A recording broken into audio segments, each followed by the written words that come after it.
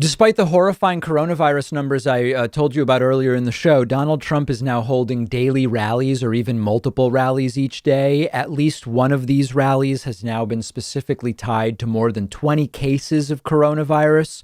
But that's a different story. The real story here for us today is that at his latest rallies, Donald Trump has become even more authoritarian than we've seen him be before, including vowing to lock up the Bidens, which we will also discuss in a moment. But these rallies are a true dystopian nightmare, including Trump having the entire crowd boo and jeer at the media, the exact opposite of a president who respects a free press.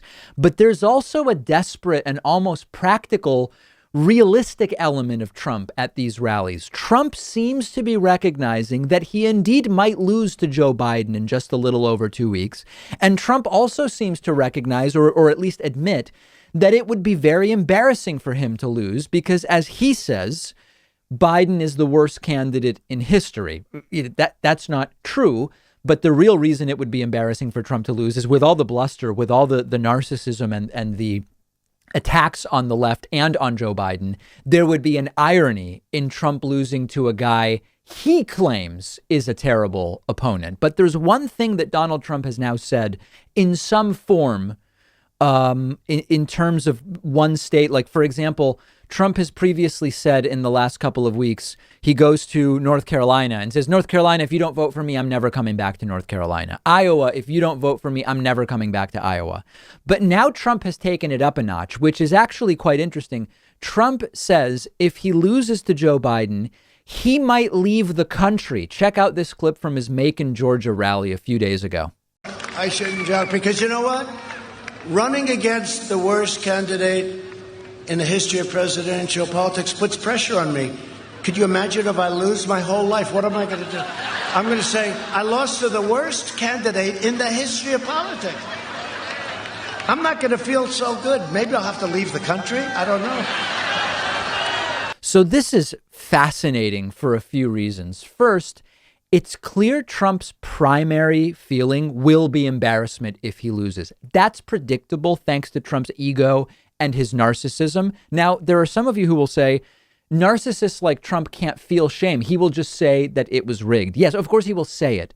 But there is no doubt that privately, at least, it will be hugely embarrassing to Trump if he loses to Joe Biden, which I would love to see.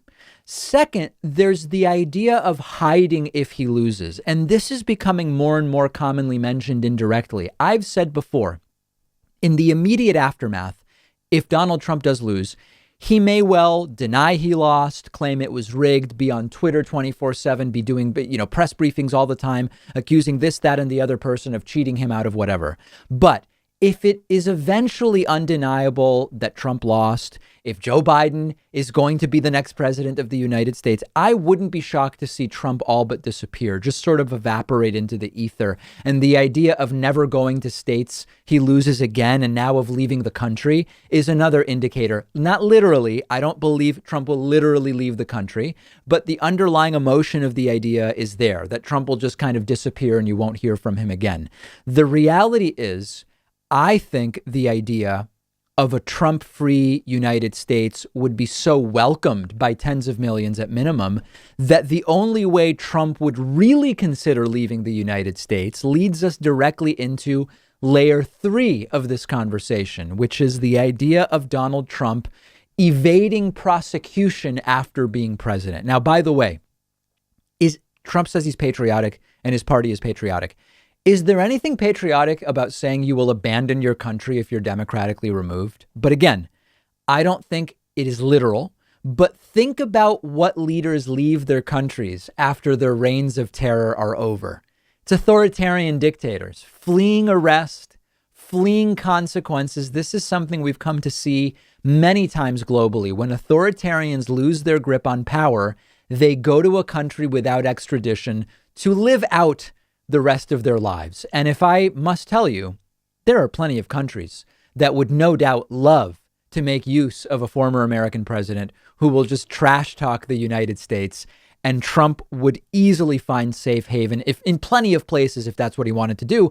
He would be welcomed to become a sort of weaponized agent of social discord, much like his presidency has been.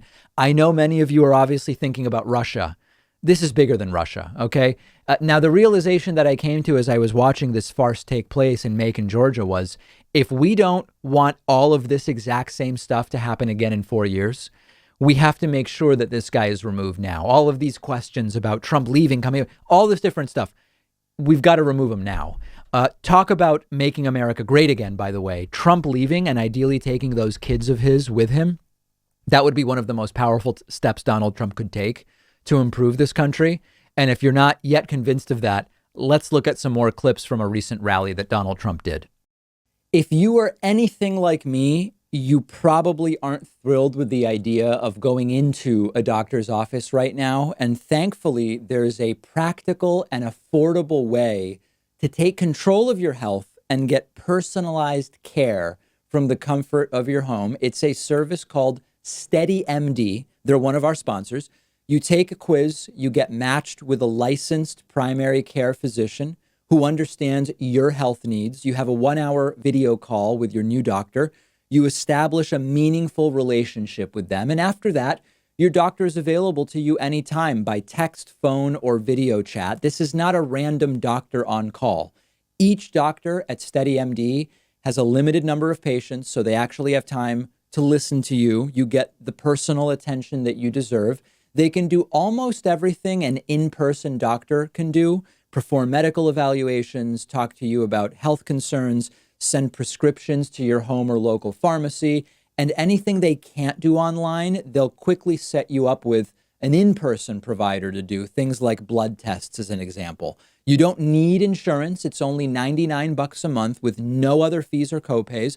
There are so many practical advantages to using SteadyMD for primary care, and it's also so much more affordable. Go to steadymd.com/Pakman to take the free quiz, see which doctor is right for you. I took their quiz. They matched me with a doctor who specializes in my particular health needs and situation. The doctor they gave me is a really perfect fit for me and my medical needs. There's no risk, no commitment to get started.